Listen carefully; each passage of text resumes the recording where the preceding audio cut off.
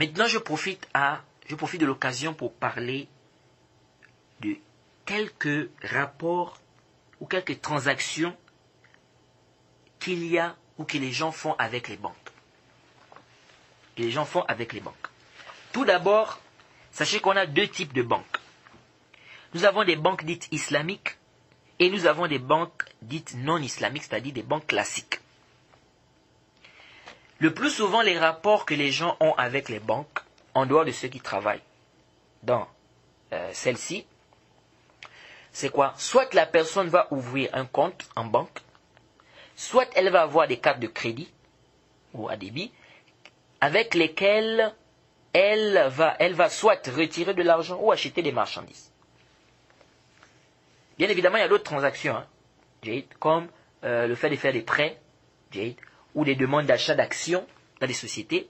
Et Inch'Allah, ça va venir, on parlera de ça. Bi'idhnillahi ta'ala. Mais ici, nous on va d'abord parler de quoi? Le jugement. Eh bien, quel est le jugement sur le fait d'avoir un compte en banque, le jugement du travail, c'est-à-dire travailler dans une banque, ou encore on va parler également des cartes de crédit ou bien des cartes bancaires. Alors, commençons par les comptes bancaires. Les comptes bancaires, vous savez, on a plusieurs comptes. Nous avons des comptes courants, des comptes d'épargne, des comptes à terme, des comptes individuels, des comptes joints, etc. On a plusieurs types de comptes. Mais ce qui nous intéresse ici, c'est quel est le jugement d'avoir un compte en banque. Alors, sachez qu'avoir un compte en banque, dans une banque islamique, dite islamique, il n'y a pas de mal.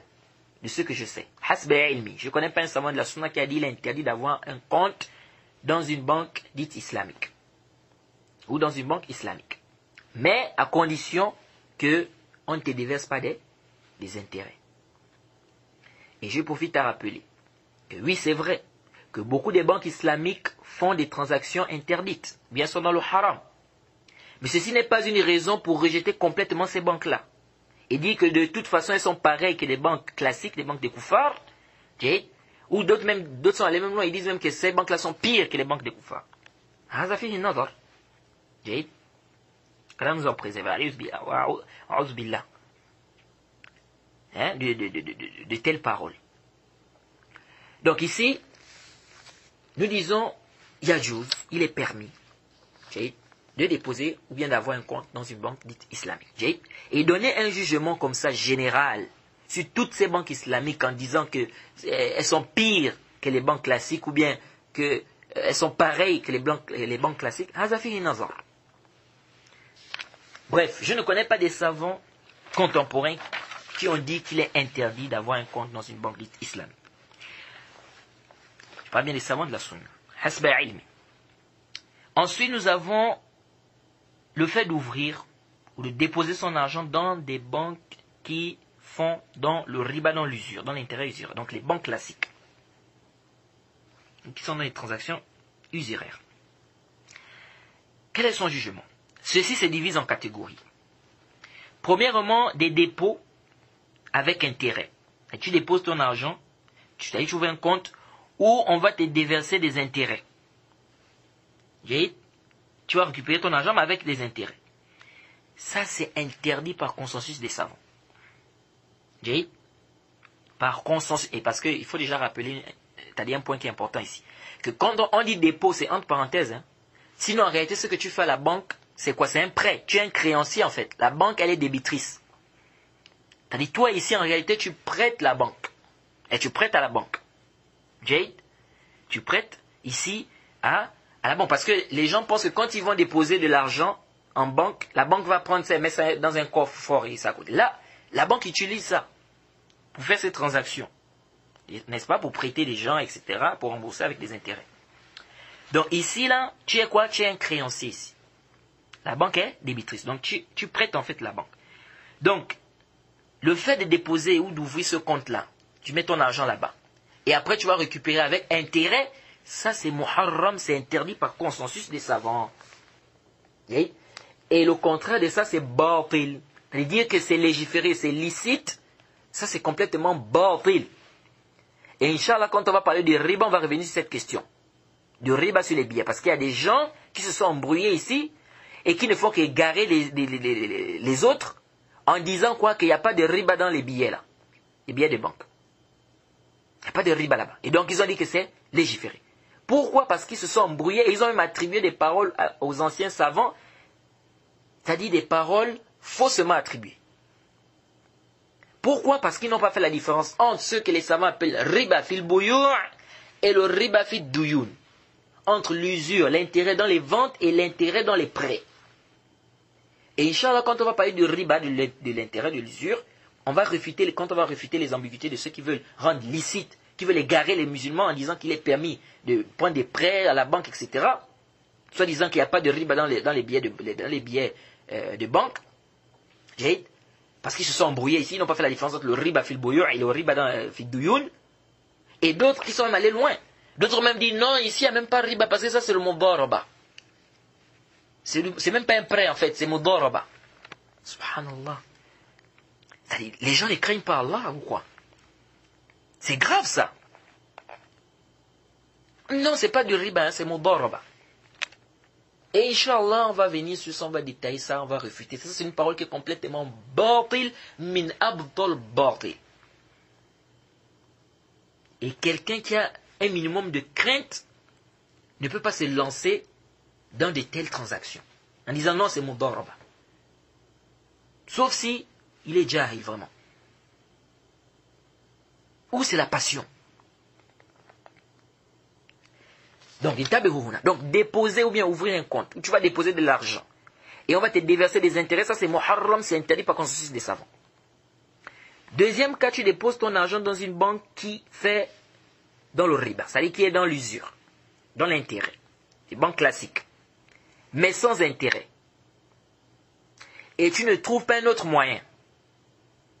Jade, tu crains pour ton argent, c'est-à-dire tu crains pour ton argent, tu ne sais pas où tu peux déposer ça, il n'y a pas un autre moyen, sauf la banque. Jade. Et ici, tu déposes, mais on ne te déverse pas des intérêts. Ici, les savants ont permis ça, en guise de contrainte, de nécessité. Jade. Mais ils ont mis quoi? Deux conditions. Première condition, il n'y a pas d'intérêt. Deuxième condition, tu ne trouves pas un autre moyen pour garder ton argent. C'est une grande somme, par exemple. 8 milliards. Hein? Ou par exemple, 8 millions, 10 millions. Donc tu crains pour ton argent. Et donc tu ne trouves pas un moyen pour garder ça. Si ce n'est par la banque. Et il n'y a pas d'intérêt. Ici, les savants ont dit, Yadjouz, c'est permis. Troisième cas. Déposer ton argent dans une banque classique, donc qui est dans le riba, qui est dans l'intérêt. Sans intérêt, il n'y a pas d'intérêt, mais tu as un autre moyen. Exemple, tu as une banque islamique ici, et tu as une banque classique là. Donc tu as le choix. Tu peux déposer dans la banque islamique, tu peux déposer dans la banque classique. Est-ce que tu as le droit ici d'aller mettre ton argent dans la banque classique et laisser la banque islamique? Donc la banque classique qui est dans le riba, qui est dans la base même, c'est le riba. Tu as le droit d'aller déposer là-bas, ou bien tu n'as pas le droit. Ici, les savants divergent. Il y a trois paroles des savants. Premier avis, c'est permis. C'est interdit. C'est pas permis. Parce que le premier avis, c'est muharram, la yajouz. Pourquoi ils disent ça, ces savants-là? Ils disent car en faisant ça, c'est une manière de les aider dans leur riba, dans leur intérêt. Même si tu ne prends pas des intérêts, oui, tu ne vas pas prendre des intérêts, mais l'argent que tu déposes là, la banque utilise ça pour le riba. Elle utilise ça pour prêter avec intérêt, elle utilise ça pour rembourser avec intérêt. Parce que comme on a dit, quand tu déposes là-bas, la banque ne prend pas ça, elle ne met pas ça dans un coffre-fort, là. La banque utilise ça. Donc ces savants-là disent, le fait de déposer ça là-bas, tu es en train d'aider ces banques-là à faire le riba. Et ça, c'est pas permis. Allah subhanahu wa ta'ala dit وَتَعَاوَنُوا عَلَى الْبِرِّ وَالتَّقْوَى وَلَا تَعَاوَنُوا عَلَى الْإِثْمِ وَالْعُدْوَانِ. Entraînez-vous dans le bien et la piété, ne vous entraînez pas dans le péché et la transgression. Et ils ont dit ici, il n'y a pas de contrainte. Tu as un autre moyen ici, c'est les banques islamiques. Ça, c'est la fatwa du Cheikh bin Baz, rahimahullah, et du Lajnat Da'ima, donc le comité permanent des grands savants d'Arabie Saoudite. Donc, faut bien faire la différence. Le cas qu'on a cité précédemment, c'est quoi? Ici, tu n'as pas un autre moyen. Tu n'as que ce moyen-là. Donc les savants ici ont permis, pourquoi? Parce qu'ils ont dit ici, tu es dans un cas de nécessité, de contrainte. Tu n'as pas un autre moyen. Mais là, on est dans un cas où tu as un autre moyen. Mais tu vas quand même déposer. Ils ont dit ici, là, c'est muharram, la yajouz, car le fait de le faire, c'est vrai, tu ne vas pas prendre des intérêts, mais tu es en train d'aider la banque à faire le riba. Et ça, c'est pas permis. Tu n'as pas le droit d'aider quelqu'un à désobéir à Allah. C'est bon? Deuxième avis. Certains savants ont dit c'est déconseillé. Ils ont dit quoi? C'est déconseillé. Attention, ici, depuis on est en train de parler dans un compte où on ne te déverse pas des intérêts. Il faut bien suivre. Depuis là, ce qu'on est en train de parler là, c'est quoi? On ne te déverse pas des intérêts. Si on te déverse des intérêts, c'est muharram la yajouz. Okay. Donc, certains savants disent c'est déconseillé. Pourquoi? Ils disent parce que dans cette transaction, il n'y a rien d'interdit. Qu'est-ce qui est interdit ici? Il n'y a rien d'interdit ici. Et ils disent quoi? Ils disent, le prophète Mohammed a laissé son bouclier en gage chez une juive. Chez une juive, pardon. Et c'est connu que les juifs faisaient le riba. Ils étaient dans l'intérêt usuraire. C'était connu. Mais le prophète a déposé son bouclier là-bas en gage. Donc ils disent, il n'y a pas de mal de faire quoi? De déposer son argent là-bas en banque. Même s'ils sont dans le riba. Maintenant, ils ont dit, pourquoi on dit que c'est déconseillé? Ils disent, on dit que c'est déconseillé parce qu'en faisant ça, le musulman n'encourage pas les banques islamiques. C'est-à-dire, délaisser les banques islamiques. C'est-à-dire, ne pas déposer ton argent là-bas. Aller déposer ton argent dans des banques classiques. Donc, dans les banques qui sont connues, dans le riba là. Aller déposer ton argent là-bas. Et ne pas déposer ça dans les banques islamiques, ce n'est pas une façon d'encourager les banques islamiques. Donc je dis, c'est à cause de ça qu'on dit que c'est déconseillé. Mais sinon là-bas, c'est légiféré, c'est permis. Ça, c'est pas sahih. L'avis qui dit que c'est déconseillé, là, c'est pas un avis qui est sahih. Ça, on dit, ce n'est pas sahih. Limaza. Car ici, naam. La transaction en elle-même, il n'y a pas de problème. Mais le problème, c'est ce qui découle de cette transaction. C'est-à-dire qu'ils vont utiliser ton argent pour faire le riba. Et donc, en déposant ton argent là-bas, tu es en train de les aider à faire le riba. Et ça, c'est pas permis. Parce qu'Allah subhanahu wa ta'ala nous interdit de nous aider ou d'aider les gens à désobéir. Donc, le fait de déposer, naam, tu ne vas pas prendre des intérêts, ça, il n'y a pas de problème. Mais le problème, c'est que l'argent là va servir à cette banque, ou l'argent là va être utilisé par cette banque pour faire quoi? Pour faire le riba. Et donc, toi, tu es en train d'aider cette banque à faire le riba. Quant au fait de dire que le prophète Mohammed, sallallahu alayhi wa sallam, il avait déposé son bouclier chez une juive, et que c'est connu que les juifs étaient dans le riba, dans l'intérêt, et donc il n'y a pas de mal à aller déposer l'argent là-bas, nous disons, ça c'est une erreur. Pourquoi c'est une erreur? Parce que ici, il y a une grande différence. Quand le prophète Mohammed, sallallahu alayhi wa sallam, dépose son bouclier en gage chez la juive, est-ce qu'elle va utiliser le bouclier là pour faire le riba? Là. Le prophète achète quelque chose, il a acheté l'orge. Donc quand tu viens déposer, quand le prophète viendra rendre l'argent, elle fait quoi? Elle rend le bouclier. Donc ici, elle n'utilise pas ce bouclier là, pourquoi? Pour le riba. Or, ici là, quand toi tu vas déposer ton argent là-bas en banque, la banque fait quoi? La banque prend l'argent, elle utilise ça pour faire le riba. Donc ici, il y a une différence. Donc on ne peut pas ici apporter ça comme dalil, ça ne tient pas. Troisième avis, ils disent que c'est permis. Ils disent quoi? Que c'est permis. Pourquoi? Parce qu'ils disent, tu ne prends pas d'intérêt ici. Donc il n'y a pas d'ishkal. Tu ne prends pas d'intérêt ici, donc il n'y a aucun problème. Où est le problème ici? Donc il n'y a rien qui interdit cela. La réponse à cela, c'est ce que nous venons à peine de dire. Que le problème n'est pas sur la transaction en elle-même.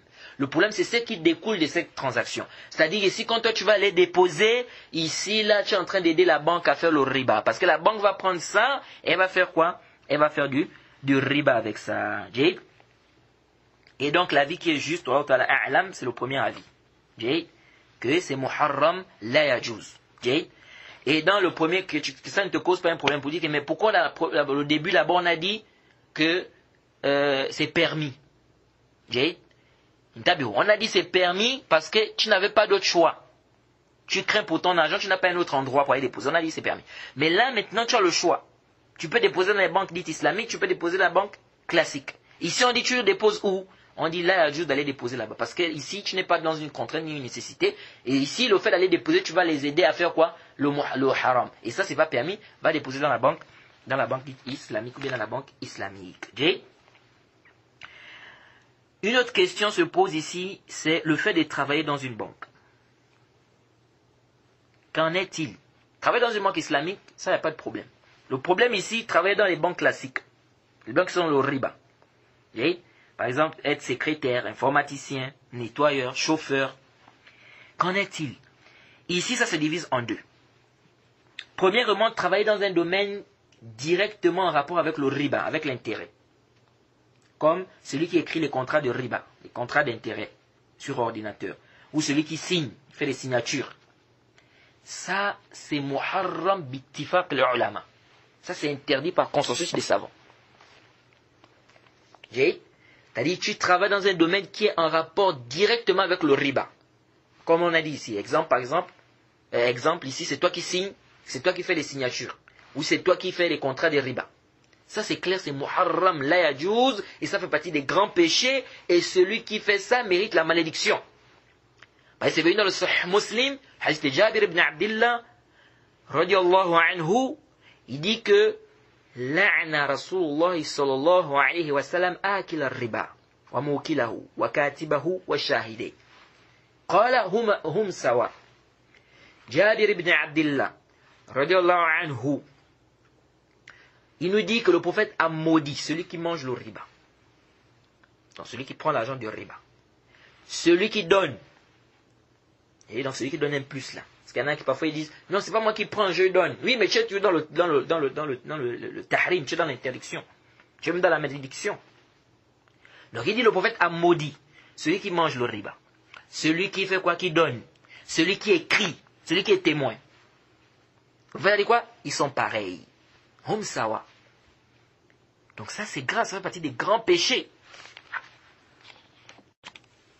Et c'est quoi un grand péché? Un grand péché, comme les savants disent, c'est vrai, il y a un long débat. Mais la vie qui est sahih, le grand péché, ils disent ما فيه حد في الدنا أو توعد بأخرى فسم كبرى على النص أحمدي وزاد حفيد المجد أو جاء وعيده بنفي الإيمان ولعن مبعد. Ça c'est le grand péché. ما فيه حد في الدنا أو توعد بأخرى. C'est-à-dire, on a quoi? Il y a une sentence ici, dans le dunya. Comme, on va par exemple dire, celui qui fait la fornication, on le fouette. Ou bien, la personne qui commet l'adultère, on fait quoi? On lapide. Ça, c'est quoi un had fi dunya? Ou tawa'udun bi ukhra. Ou, il y a quoi? Il y a une menace ici dans l'au-delà. Par exemple, la colère d'Allah, Allah subhanahu wa ta'ala ne va pas le regarder, il aura un châtiment douloureux. Ça montre quoi? Que c'est un grand péché. فسم كبر على النص أحمدي وزاد حفيد المجد أو جاء وعيده بالنفي الإيمان ولعن مبعد. Ou bien dans le texte on a infirmé la foi de la personne. On dit par exemple celui qui fait ça ne croit pas. Comme le prophète Mohammed sallallahu alayhi wa sallam par exemple dit Wallahi la yu'min, Wallahi la yu'min, Wallahi la yu'min. Il a dit par Allah il ne croit pas, par Allah il ne croit pas, par Allah il ne croit pas. Celui dont son voisin n'est pas à l'abri de son mal. Ça montre quoi? Ici on a infirmé la foi. Ou bien il y a la malédiction. Ou bien il y a quoi? Ou bien il y a ce qu'on appelle, il y a la malédiction. Donc ça là, quand on voit ces signes là, quand on voit ces choses là, ça nous montre ici quoi? Que l'acte là c'est un grand péché. Et ici, là, on voit bien qu'il y a quoi? Il y a la malédiction. Le prophète a maudit. Donc, ça, c'est un travail que la personne doit délaisser. Ça fait partie des grands péchés. Et l'argent que la personne gagne ici, c'est de l'argent qui est haram. Il est obligatoire pour cette personne de se repentir. Et celui qui est éprouvé par ça, qui se repente, qui délaisse ce travail. S'il laisse ça pour Allah, Allah va lui donner meilleur. Man taraka shay'an lillahi a'wadahu Allahu khayran minhu. Comme c'est venu dans le hadith, tant fait par le Cheikh Al-Albani. Celui qui délaisse une chose pour Allah, Allah va lui donner meilleur. Donc il faut faire le tawbah. Ça c'est un travail c'est grave. C'est grave ça. Il faut délaisser ça. Et vraiment celui qui est éprouvé dans ça, nous demandons qu'Allah lui facilite, qu'il délaisse ce travail. Qu'Allah lui facilite, il délaisse ce travail. Et qui lui donne mieux que ça. Deuxième cas, c'est de travailler dans un domaine, donc tu travailles dans la banque classique là où il y a le riba, mais dans un domaine qui n'est pas directement en rapport avec le riba. Qui n'est pas directement en rapport avec le riba, donc l'intérêt. Comme quoi, tu es par exemple un nettoyeur, ou bien un chauffeur, ou bien un gardien. Ici, les savants ont divergé. Certains ont dit c'est permis. C'est permis dans les travaux qui n'ont pas d'impact dans le riba, c'est-à-dire qui sont loin du riba. La banque est là avec ou sans lui. Ils ont dit c'est permis. Deuxième avis, c'est interdit. Et ça c'est l'avis du Cheikh Ibn Baz, rahimahullah, l'ajnatu da'ima du comité permanent des grands savants d'Arabie Saoudite. Ils ont dit quoi? Ils ont dit le fait de travailler là-bas, tu es en train de les aider toujours dans leur riba. Par exemple, on t'appelle pour arranger l'électricité. Toi, tu viens arranger. Tu es en train de les aider. Tu es en train de les aider. Dans les ordinateurs, là, tout est arrêté, là. On dit, on a besoin d'un électricien. On t'appelle, tu viens. Ils ont dit ça, tu es en train de les aider. Donc, là, il y a Et Allah subhanahu wa ta'ala dit, وَتَعَاوَنُوا عَلَى الْبِرِّ وَالتَّقْوَى وَلَا تَعَاوَنُوا عَلَى الْإِثْمِ وَالْعُدْوَانِ. Entraînez-vous dans le bien et la piété, ne vous entraînez pas dans le péché et la transgression. Ils ont dit, c'est pas permis pour toi de travailler, même si le travail n'a pas directement un rapport avec le riba, mais ici, là, le fait de travailler ici, tu es en train de fournir des efforts, tu es en train de les aider, n'est-ce pas, dans tout ce qu'ils sont en train de faire, n'est-ce pas, c'est-à-dire que tu es en train toujours de les aider dans leur travail qui est quoi, qui est basé sur le riba. Et puis ils disent aussi que la personne est dans un endroit qu'Allah a déclaré la guerre. Cette banque, Allah a déclaré la guerre à cette banque. Allah subhanahu wa ta'ala a dit quoi? Allah subhanahu wa ta'ala a dit, à Surat Baqarah, Surat 2, à partir du verset 278. Ya ayyuhallazina amanu taqullaha wa zaru ma baqiya minar riba in kuntum mu'minin. Fa in lam taf'alu fa'zanu bi harbin min Allah wa rasulihi. Fa in lam taf'alu fa'zanu bi harbin min Allah wa rasulihi wa in tubtum falakum ru'usu amwalikum. لا تظلمون ولا تظلمون وإن كان ذو عسرة فنظرة إلى ميسرة. Allah subhanahu wa ta'ala dit, selon la traduction rapprochée, ô les croyants, craignez Allah et renoncez au reliquat de l'intérêt usuraire, si vous êtes croyants. Et si vous ne le faites pas, alors recevez l'annonce d'une guerre de la part d'Allah subhanahu wa ta'ala et de son messager. Et si vous vous repentez, vous aurez vos capitaux. Vous ne léserez personne et vous ne serez point lésés. Donc ils disent le fait de travailler là-bas, tu es dans un endroit qu'Allah subhanahu wa ta'ala a déclaré la guerre. Donc tu ne dois pas travailler dans cet endroit. Et il y a un troisième avis, et c'est l'avis que nous trouvons juste. Allah ta'ala a'lam. Allez le plus savant. Le troisième avis, cet avis dit quoi? Qu'il est interdit de travailler dans une banque. Que ça soit un travail qui est directement en rapport avec le riba ou un travail qui n'a pas directement un rapport avec le riba. Sauf pour celui qui est gardien. Sauf pour celui qui est gardien. Celui qui est gardien, il a le droit de travailler dans une banque. En dehors de lui, là. Donc, un gardien ou bien un policier, il a le droit ici de travailler ici, donc en tant que il surveille, il garde la banque. Yajouz. Limaza. Pourquoi ces savants l'ont dit ça? Lesh. Intabirouna. ces savants qui ont accepté le gardien, ou bien le policier qui garde la banque, ils te disent quoi? Ils te disent que le fait de garder la banque, c'est pour empêcher la transgression. C'est pour empêcher les voleurs. Et ceci est demandé par la législation. D'empêcher les i'tida. Naam, oui, nous disons que ces banques-là font le haram, elles sont dans le haram. Mais est-ce que ça veut dire qu'on doit voler les banques? On doit casser les banques, aller voler? Là, c'est pas parce qu'on dit que la banque fait dans le haram, mais la banque est dans le riba, que ça veut dire maintenant qu'on a le droit d'aller voler ou d'aller cambrioler une banque.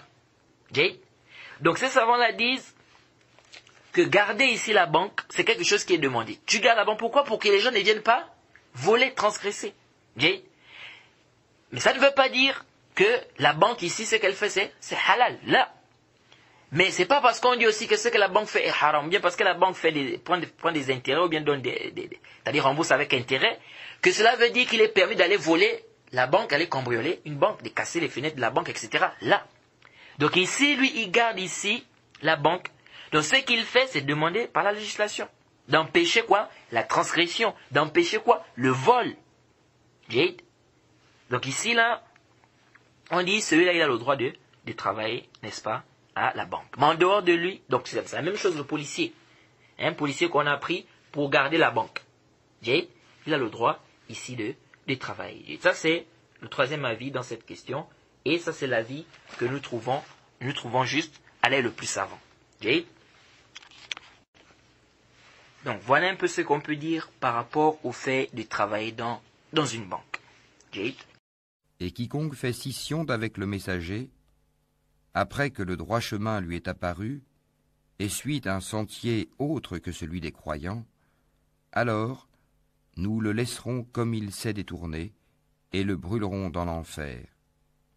Et quelle mauvaise destination!